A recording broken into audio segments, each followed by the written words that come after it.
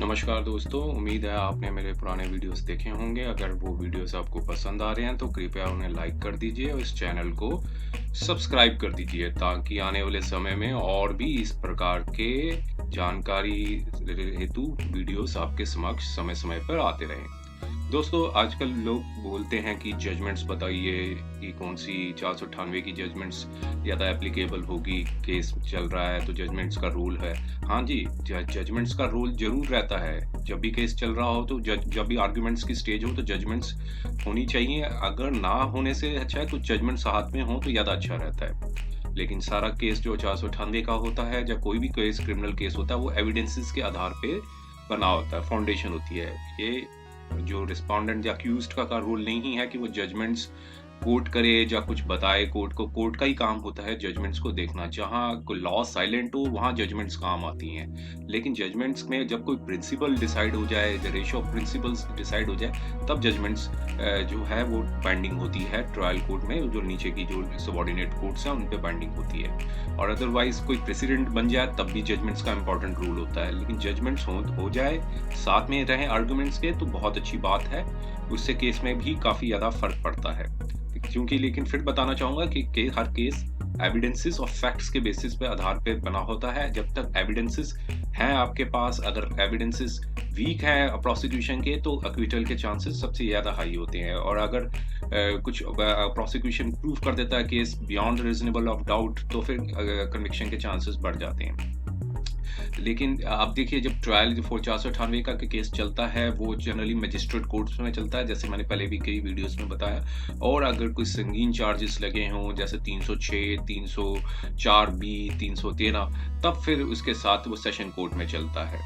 आप ये है कल को कोई भगवान ना करे कि कोई केस में कई बार ऑर्डर अगेंस्ट चला जाए या फिर wrong application of mind use हो जाए, तो लेकिन होगा तो उसमें क्या है फिर कि अपील डालनी पड़ेगी, तो फिर हरासमेंट और ज़्यादा बढ़ जाती है। अगर मान लीजिए कोई अगर कुछ नहीं भी किया हो तो अगर रॉन्ग एविडेंसेस या रॉन्ग एप्रिसिएशन ऑफ एविडेंसेस से कल को ऑर्डर अगेंस्ट चला जाता है, तो फिर उसमें भी एक मैंने वीडियो बनाया हुआ 389(3) का सीआरपीसी का, कि अगर मजिस्ट्रेट सजा सुना दे तो क्या विकल्प बचते हैं। उसको भी अगर आपने नहीं देखा तो कृपया उसे भी आप देख सकते हैं। मैं उसका लिंक नीचे डिस्क्रिप्शन बॉक्स में दे दूंगा, आप उसको भी ध्यान से देख सकते हैं। लेकिन ये मेन पर्पस है वीडियो बनाने का कि जो जजमेंट्स कौन कौन सी एप्लीकेबल हैं, कौन जो जजमेंट्स हैं हम आर्गुमेंट की स्टेज पे दिखा सकते हैं, जिससे हमारा केस और ज़्यादा मजबूत हो सकता है और ज़्यादा स्ट्रांग हो सकता है for the purpose of the order के लिए, जो है एक्विटल के लिए।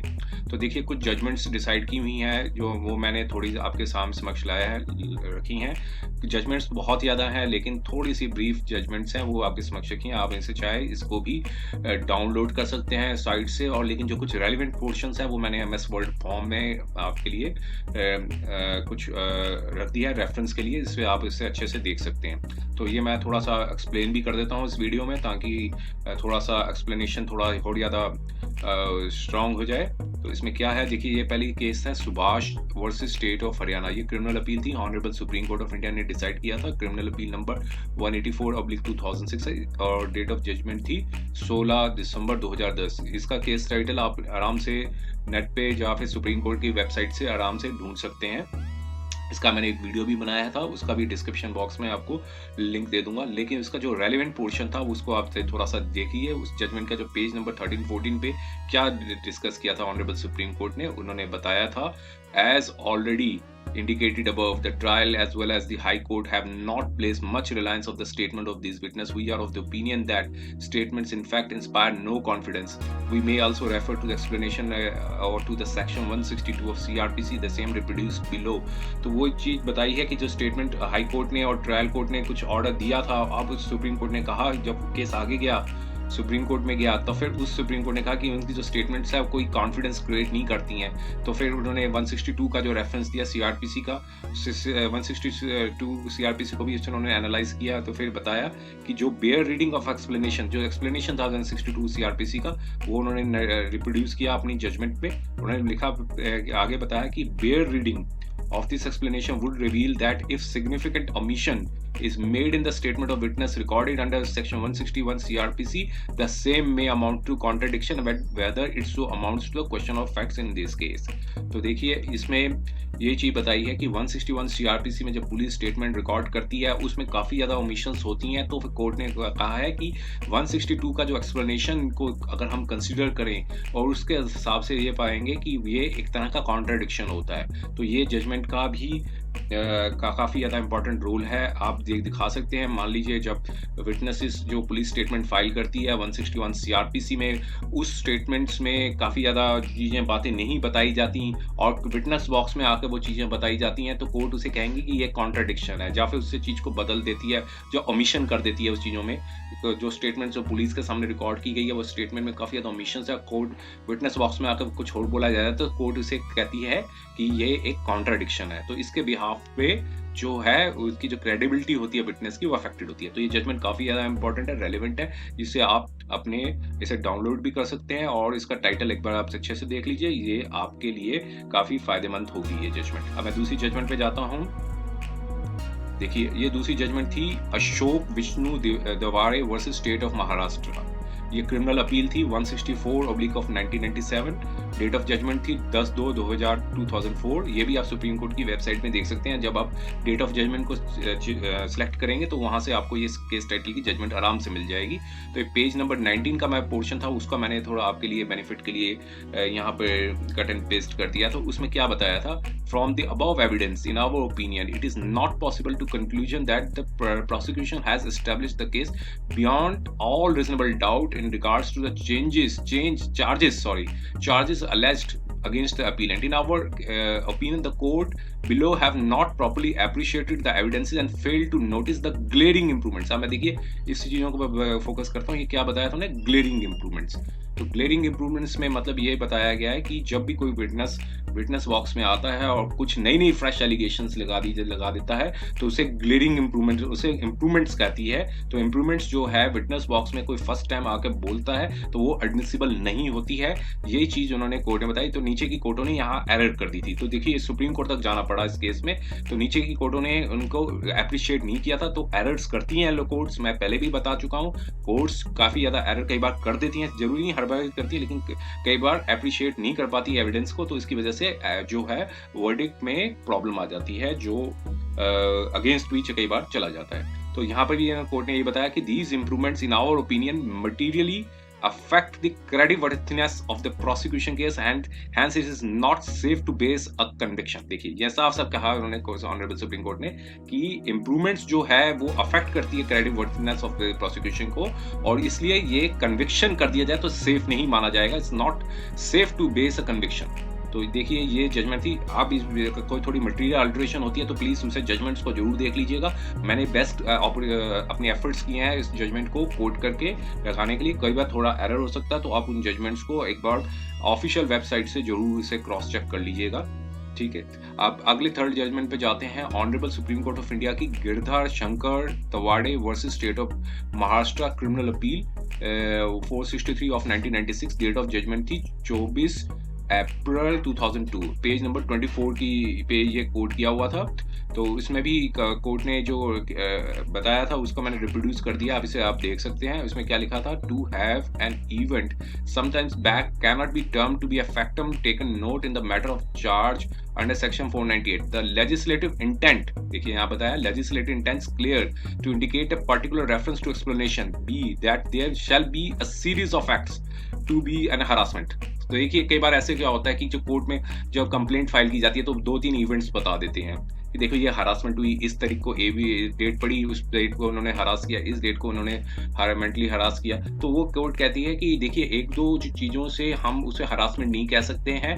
498 के केस में कंटिन्यूअस सीरीज ऑफ एक्ट्स होने चाहिए, कंटिन्यूअस सीरीज ऑफ एक्ट्स, तभी डेफिनेशन हरासमेंट की बनेगी, ना कि एक आधा कोई लड़ाई झगड़ा हो गया या कोई थोड़ा सा आपस में बीटिंग वगैरह थोड़ा हो गया तो वो उसको हरासमेंट की डेफिनेशन में नहीं डाला गया है। कई बार ऐसी आजकल वेग एलिगेशंस लगा दी जाती हैं तो पुलिस उसकी स्टेटमेंट को वैसे ही एज इट इज रिकॉर्ड करके और कोर्ट में फाइल कर देती है, ट्रायल कोर्ट जी चार्जेस फ्रेम कर देता है, लेकिन एप्लीकेशन ऑफ माइंड फाइनल जो ऑर्डर आता है तभी मजिस्ट्रेट साहब लगाते हैं उसमें अपना एप्लीकेशन माइंड। तो आप देखिए आगे क्या बताया था उन्होंने, The letters by itself may depict a reprehensible conduct, would not, however, brings home the charge of 498A against the accused. Acquittal of the charge under Section 306 as noticed above, though not be the self-acquittal under 498, but some cogent evidence is required to bring the home the charge of 498 as well. Without charge cannot be said to be maintained. तो court ने कहा कि कोई material evidence नहीं है, इसकी base पे बना पे इस जो है वो उनको जो है रिलीफ दे दिया गया। तो यही चीज इन्होंने इस जजमेंट में यही निकल के आया कि जो भी हरासमेंट की जो डेफिनेशन है डिफाइंड की गई है 498 की जो एक्सप्लेनेशन बी के अंदर हरासमेंट सिर्फ वर्ड लिखा गया है, लेकिन कोर्ट ने यहाँ पे एनालाइज किया है। देखिए ये एनालाइज जो है हरासमेंट का, ये सारी नीचे की कोर्ट्स पे एप्लीकेबल होगा। तो ये चीजें जो डिफेंस के जो लॉयर हैं, जो भी अक्यूज्ड हैं, उनको भी ये ड्यूटी बनती है कि जब आर्गुमेंट्स हो तो ये कोर्ट जरूर कीजिए, ताकि जजमेंट का जो वर्डिक्ट है वो फेवर में जाए। कि हरासमेंट जो वर्ड है, जो कि इसका मतलब ये नहीं कि सिंपल एक दो बार हरास हो गया, तो उसमें साफ साफ लिखा है कि सीरीज ऑफ एक्ट्स होने जरूरी हैं। देखिए series of act to be harassment होनी चाहिए, तो उसका ये कोर्ट ने एनालाइज किया है, जो कि अब जो है सुप्रीम कोर्ट इसमें अपना डिसीजन दे चुके हैं, इसमें हरासमेंट का मतलब निकाल के। तो देखिए अब जो दूसरी चीज एक और जजमेंट है, चौथे नंबर पे जजमेंट है honourable supreme court of India की, सॉरी इस टाइपिंग एरर लिख दिया मैंने थोड़ा सा। Honourable supreme court of India in Ganath Patnaik versus state of Orissa appeal, criminal appeal जो थी वो 1/1995 की थी। डेट ऑफ जजमेंट थी 6/2/2001 से। Page number 28। प्लीज इसे क्रॉस चेक जरूर कर लीजिएगा। मैंने पूरी को एफर्ट्स किए हैं इसको रिप्रोड्यूस करने के, मतलब रिप्रोड्यूस किया है एमएस वर्ड फॉर्म में। कुछ थोड़ी सी एरर हो सकती है, लेकिन मेन पर्पस ये है आप इसकी जो होल जजमेंट का पार्ट को जरूर देखिए। इसमें क्या लिखा है, इसमें ये लिखा है it follows that there was no legal evidence standard in the case which could be the basis for returning a finding with respect to the alleged cruelty of the accused with the deceased. In the absence of any legal evidence produced in the case, we are of the opinion that prosecution has failed to prove the case beyond doubt and that appealer has committed the offence under 498 of the IPC. And this is a case where he is entitled to be given the benefit of doubt. देखिए अगर prosecution कोई case अपना material evidence नहीं ला पाता है, तब ये duty बनती है कोर्ट की ट्रायल की कि वो बेनिफिट ऑफ डाउट दे के अक्यूज्ड को रिलीज कर दे। देखिए अब पांचवी जजमेंट थी, ये स्टेट ऑफ महाराष्ट्र की थी versus Ashok Chhotelal Shukla. Date of judgement थी 1/8/1997 की थी। ये आप प्लीज क्रॉस चेक कर लीजिएगा सुप्रीम कोर्ट की वेबसाइट में जाके, डेट ऑफ जजमेंट से आप इसे चेक कर लीजिएगा तो ये मिल जाएगा आपको। यहाँ पर इन्होंने क्या लिखा था, पैरा नंबर 40 पे लिखा हुआ था, before a person can be convicted under section 498 the prosecution has to prove that he committed acts of the harassment and contemplated by the section, and harassment or cruelty was the reason for the suicide. But we find that no specific charge was framed against the respondent.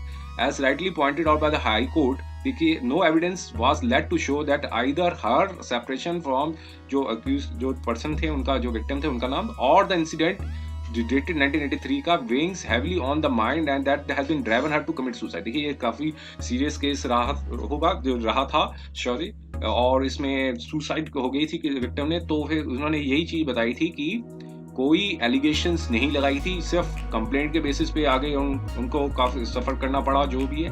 तो उन्होंने लिखा neither the parents nor the sister of जो victim has report made about any complaint in regards to ill treatment by the respondent after the date of ये alleged event. Moreover, the evidence of this witness shows that victim का नाम was to go her place at Dadar and stay with them as she was not keeping the good health. देखिए अब supreme court ने यहाँ observation दी थी, यहाँ पे इस पैरा पर देखिए, if she was under the mental strain because of any ill treatment by the respondent or her laws, she would have preferred to go and stay with her parents. Court ने कहा कि अगर इतनी ill treatment मिल रही थी तो वो अपने घर जा सकती थी और अपने घर आके अपनी ट्रीटमेंट ले सकती थी। So these are the factors which were taken into consideration by the High Court for arriving at the conclusion that prosecution had failed to establish beyond a reasonable doubt that victim has committed suicide because of all cruelty by the respondent. The view cannot be regarded as unreasonable. देखिए high court ने जो decision था वो accused के favour में दिया था, तभी ये देखिए प्रोसिक्यूशन का जो है वो स्टेट ऑफ महाराष्ट्र थी। जो अपील जो थी उस अक्यूटल के ऑर्डर के अगेंस्ट में स्टेट ऑफ महाराष्ट्र ने सुप्रीम कोर्ट में केस फाइल किया था। तो कोर्ट ने कहा कि स्टेट का जो रूल है वो जो हाई कोर्ट का जो ऑर्डर है वो एकदम ठीक है, उसमें कोई ऐसा एविडेंस जो हाई कोर्ट ने अप्रिशिएट किया उसमें कोई इंटरफेरेंस की जरूरत नहीं है। तो ये देखिए ये जजमेंट भी काफ़ी ज़्यादा हेल्पफुल रहेगी। अब दूसरी जो जजमेंट थी वो आंध्र प्रदेश की थी, ऑनरेबल हाई कोर्ट की थी, in Vadala Vinay Kumar versus state of Andhra Pradesh 2006 criminal law journal 1710 page number 43 to 44। इसमें देखिए पैरा नंबर 13 को रिप्रोड्यूस किया है उन्होंने, कि उन्हें बताया कि in the entire evidence PW1 and P2 what is stated that the deceased informed us about the ill treatment and the behaviour of the accused. Nothing was spoken was that ill treatment and the behavior of the appellant. The allegation made in the complaint that appellant evinced interest in the political activity and were addicted to alcohol and used to ill treat by beating, the insulting and demanding her for more money। तो कहा कि ये allegation लगी थी कि वो जो है अक्यूज्ड हैं वो एडिक्टेड हैं अल्कोहल से, इल ट्रीट करते हैं डिसीज्ड जो जो जो अनफॉर्चुनेटली उनकी डेथ हो गई होगी, तो हो गई थी सॉरी, उन्हें बीटिंग और इंसल्ट करते थे और डिमांडिंग करते थे मनी। बट ये कोर्ट ने आगे कहा, हाई कोर्ट ने, कि allegation is in my considered appears to be the omnibus। Maybe he was evincing interest in the political activity and addicted to alcohol and ill-treating the deceased by beating। कहते हैं कि अगर हो सकता है वो पॉलिटिकल एक्टिविटीज में engage हो, शराब जो अल्कोहल वगैरह पीते हो, एडिक्टेड हो और डिसीज को बीटिंग करते हो, लेकिन कोर्ट ने कहा कि this is not a sufficient required to attract the provision of 498 IPC. देखिए कहते हैं कि इन सारे इंग्रेडिएंट्स से भी 498 के जो प्रोविजंस है वो अट्रैक्ट नहीं होते हैं। आगे क्या बोला उन्होंने, according to 498 IPC the wife must have been subjected to the cruelty and cruelty must be defined.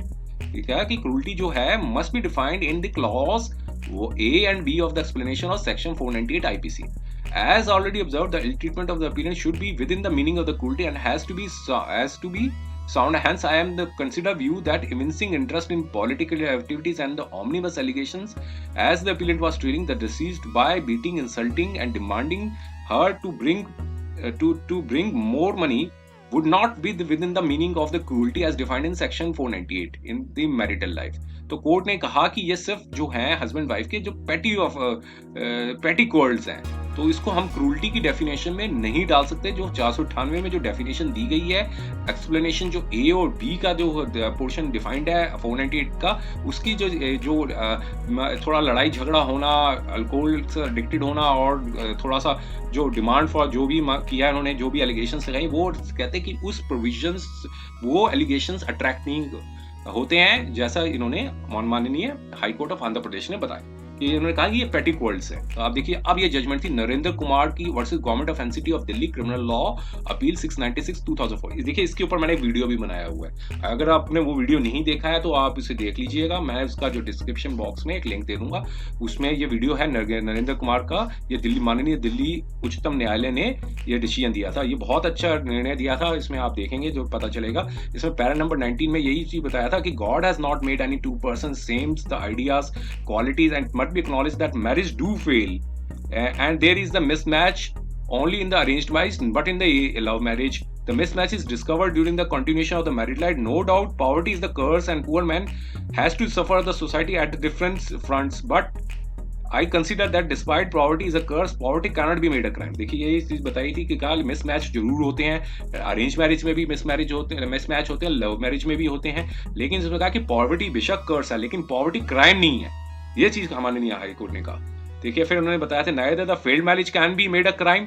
In this case the poverty was not a curse for the boy but it is a curse for the crime, since due to the poor condition he could not provide all which he should have provided to the wife, and the wife ultimately saw it not only but every one of the other families land in the jail। देखिए कहा कि wife वो सारी सुविधा wife को नहीं बता सका, लेकिन वाइफ ने भी क्या किया, वाइफ ने जो है सिर्फ जो एटीट्यूड जो एलिगेशंस थी ना सिर्फ हस्बैंड के लगाए बल्कि हर सारे फैमिली मेंबर्स को लगाया, जिससे उनको जेल में जाना पड़ा। तो फिर इन्होंने बताया कि every marriage that fails due to dowry demand fails does not fail due to dowry demand or cruelty। तो कहते हैं अब तो ऐसे कितनी भी जो मैरिजेस फेल होती हैं उन सबको डॉवरी डिमांड के अंदर नहीं आप लगा सकते। उसने कहा the marriage do fail whatsoever other reasons including the reasons of incompatibility of the persons। A failed marriage is not a crime, however the provisions of section 498 are being used to convert the failed marriage into crime and people are using as a tool to extract as such monetary benefit as possible। तो उन्होंने बताया कि देखो failed marriage के लिए कोई crime नहीं है, लोग इसको यूज कर रहे हैं कि मॉनेटरी बेनिफिट जितना हो सके ले सके। In many cases FIR filed under section 498 IPC petitions are filed under Section 482 for quashing of FIR after settlement between the parties and allegations made of the cruelty are withdrawn the moment lump sum payment is received। तो court ने साफ साफ कहा, देखिए जब पैसा मिल जाता है 482 में केस लगाते हैं, सेटलमेंट हो जाता है, सारी एलिगेशंस गायब हो जाती हैं। तो यही चीज उन्होंने हाई कोर्ट ने चिंता बताई। तो उन्होंने बताया, फिर बताया, involving each and every family members of the husband is the another arm in the armory for the complaints of the failed marriage, not only the relatives but the distant relatives versus distant relatives and even the neighbors are implicated under section 498 and other provisions of IPC in case of the failed marriages। कहा नहीं से ना सिर्फ जो है family members implicate होते हैं बल्कि नेबर्स तक को भी इम्प्लीकेट कर दिया जाता है। तो कहते हैं कि court is very much cautious during trials of such offences in all cases the name of the investigation except recording statement of the complaint and few relatives nothing is done by the police. कहते हैं कि जो police भी है सिर्फ statement record कर लेती है और कुछ नहीं इन्वेस्टिगेशन करती है। बस इस चीज के ऊपर बताया मैंने। The police doesn't even verify the circumstantial evidence nor collect any other evidence about the claim made by the complainant or no evidence about the giving of dowry or the resources complainant family claiming the spending of huge amount is collected by the police. This is all resulting in the gross misuse of the provisions of law। Court ने साफ साफ कहा कि देखिए ना evidences इकट्ठे करती है ना ये क्लेम का पता लगाती है कि कहाँ से भाई आप इतना पैसा लाए हो। तो इससे की वजह से ही क्या है कि पुलिस की लैक ऑफ इन्वेस्टिगेशन की वजह से जो लॉ है काफी ज्यादा मिसयूज हो रहा है। आगे बताया, the investigating agency in all such cases must collect all circumstantial and other evidence in respect of the claim made by the complainant and similarly court should always be careful in considering the credibility and the truthfulness of the statements of the complainant and relatives। उसने police के ऊपर भी बताया, साथ में court को भी कहा कि कोर्ट को भी फंक्शन है कि वो जाके केयरफुली एनालाइज कंसीडर करे कि वाकई विटनेस सच बोल रहा है कि जो ऐसे ही बोल रहा है, कि उनके विटनेस और कंप्लेंट जो भी हैं उनकी ट्रूथफुलनेस को फाइंड आउट करना है। तो ये चीज माननीय हाईकोर्ट ने बताई थी। माननीय हाईकोर्ट की कोर्ट जजमेंट है Surendra Kumar and other versus government of NCT Delhi, criminal appeal 161/1991, date of judgement थी देखिए 2007। देखिए 16 साल बाद ये जजमेंट का वर्डिक्ट आया, क्योंकि केस 1991 में डाला गया था और 2007 में इसका जजमेंट का वर्डिक्ट आया। तो देखिए कोई इसमें कमेंट नहीं करेंगे, बस सिर्फ जो फैक्ट्स हैं वो चीज मेंशन करेंगे। पैरा नंबर 16 में क्या बताया उन्होंने कोर्ट ने, the efforts of the criminal courts has to be find out the truth but it is not always easy, specially when the parties develop vindictive attitude. When there is a reasonable doubt and two credible witnesses confront the court should be given the benefit of doubt and accused. The proof of the criminal justice must be proof which affirms the moral certainty of the judge. The court must be advantage to accused if after considering the entire evidence and entire circumstances, judge conscientiously and reasonably entertains a grave doubt regarding the guilt of the accused। कहते court को चाहिए कि वो जाके जो है वो जो स्टैंडर्ड ऑफ प्रूफ है वो अक्यूज्ड के फेवर में करे, अगर एडवांटेज दे, सॉरी फेवर ना करे, एडवांटेज दे अक्यूज्ड के फेवर में। जब जो एविडेंसेस जो भी सर्कमस्टांसेस एविडेंसेस हैं वो अगर कुछ डाउट क्रिएट करते हैं। तो यहाँ पे ये चीज बताई थी, द कंप्लेंट रिसीव्स, यहाँ पर भी बताया, देखिए उस केस में क्या लिखा था, although the complaint receives injuries but the entire story put by the forward by the complaint leading to the entire episode does not inspire confidence and even the credible. तो उन्होंने कहा कि बेशक यहाँ पर जो कंप्लेंट था वो इंजर्ड हो गई थी, लेकिन जो इंसिडेंट जो नरेट किया गया वो क्रेडिबल नहीं है, वो कौन ही कॉन्फिडेंस क्रिएट करता है। तो प्रोसिक्यूशन डाउट की स्टोरी पे काफी डाउट्स हो रहे हैं, तो कि उन्होंने थर्ड फ्लोर की बालकनी से गिरा दिया जो भी एलिगेशंस लगाई थी, तो उन्होंने कोर्ट ने उनको बेनिफिट ऑफ डाउट दे के वहां से एक्विटल कर दिया, मतलब हाई कोर्ट के ऑर्डर को, हाई कोर्ट ने अपने ऑर्डर में। अब एक और जजमेंट थी हाई कोर्ट की, जो जजमेंट थी सावित्री वर्सेस रमेश चंद की जो जजमेंट थी, क्रिमिनल लॉ जर्नल 2759 2003 की थी, पेज नंबर 70 का बताया था उन्होंने। देखिए काफी अच्छी जजमेंट है, इसको आप देख सकते हैं। इसमें यही चीज बताया था कि 498 406 को किस तरह से मिसयूज किया जा रहा है। फाउंडेशन ऑफ मैरिज कहा था कि सोसाइटी के लिए अच्छी नहीं है ये प्रोविजंस लगाए जा रहे हैं। तो यहाँ पे ये चीज इन्होंने बताया कि हरासमेंट का बारे में बताया, तो लोअर फंक्शनरीज लाइक पुलिस सब इंस्पेक्टर्स इंस्पेक्टर हैं, so sometimes find it difficult to same conclusion to give the tools in the hand of the bad and skilled master। so इन्होंने कहा कि जो पुलिस के जो सब इंस्पेक्टर है, तो को जो है कि कोर्ट को काफी ज्यादा डिफिकल्टी होती है कि कंक्लूजन लगाने में, क्योंकि ये सारी जो टूल्स जो दिए हुए हैं वो एक लोअर फंक्शनरीज जो है, जो अनस्किल्ड जो मास्टर्स हैं उनको हाथ में पकड़ा दिया गया है जो डील करने के लिए। अब आगे कोर्ट ने ये बताया पैरा नंबर 22 पे कि थाउजेंड्स ऑफ केसेस हैं। देखिए दिस कोर्ट मतलब जो माननीय हाई कोर्ट ने बताया कि थाउजेंड्स ऑफ केसेस ट्रीट किए हैं, मतलब डील किए हैं डाउरी डेथ्स के और registered under 498 406 306 arising from the domestic violence and inadequate dowry or coercion of the woman for not fulfilling the dowry demand, and 100 of the divorce cases arising therefrom. Experience is not so happy, nor is implementation for the implementation of the law is anything but satisfactory or punctual. तो देखिए ये चीज उन्होंने बताया कि हम court ने कहा कि थाउजेंड्स केसेस उन्होंने डील किए हैं और जो एक्सपीरियंस था काफी ज्यादा अच्छा नहीं रहा है। तो उन्होंने आगे बताया कि बैड लिखा है कि द प्रोविजंस आर दो made for the good intention but implementation has left a bad taste and moves has been counterproductive. There is a growing tendency among the women that is sufficient perpetuated by their parents and relatives to rope each and every relative including the minors and even the school going children. तो उन्होंने कहा देखिए जो allegations लगाई जाती हैं वो उसको परपेचुएट करते हैं उनके पेरेंट्स से, जिससे क्या है कि जो एलिगेशंस लगाई जाती है इवन स्कूल गोइंग चिल्ड्रंस को भी बीच में इम्प्लीकेट कर दिया जाता है और डिस्टेंट रिलेटिव्स को भी कर दिया जाता है और सारे फैमिली मेंबर्स को इम्प्लीकेट कर दिया जाता है, चाहे साथ रह रहे हो चाहे दूर रह रहे हो, इवन अब्रोड भी रह रहे हो और मैरिड भी हो अनमैरिड भी हो, और sisters law, unmarried brothers, married uncles और ग्रैंड पेरेंट्स, वो कहते हैं 10 से 15 लोगों तक को घर के लोगों को इम्प्लीकेट कर दिया जाता है।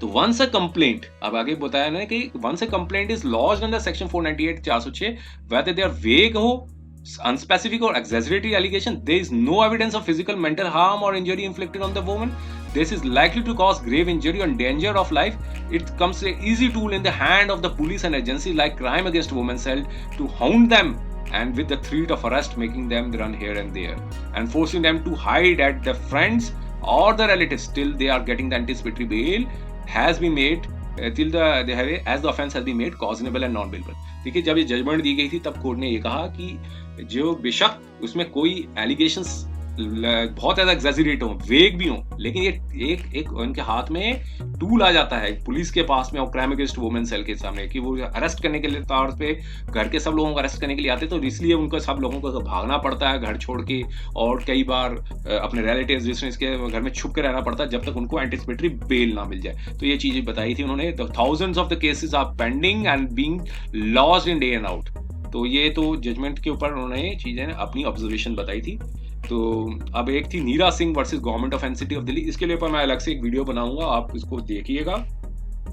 ये डॉवरी गिविंग और डॉवरी से रिलेटेड था और लेकिन साथ में कोर्ट ने एक एनालिसिस किया था। उन्होंने कोर्ट ने ये बताया था कि rule 2 of the dowry prohibition maintenance gifts rules के ऊपर बताया था। देखिए डाउरी प्रोहिबिशन एक्ट में एक रूल 2 है, एक डाउरी प्रोहिबिशन रूल्स भी बना रखे हैं 1985 के। तो उसमें रूल 2 में क्या रखा है कि जो भी डाउरी लिस्ट है वो इसके रूल के हिसाब से कॉम्प्लाई होनी चाहिए।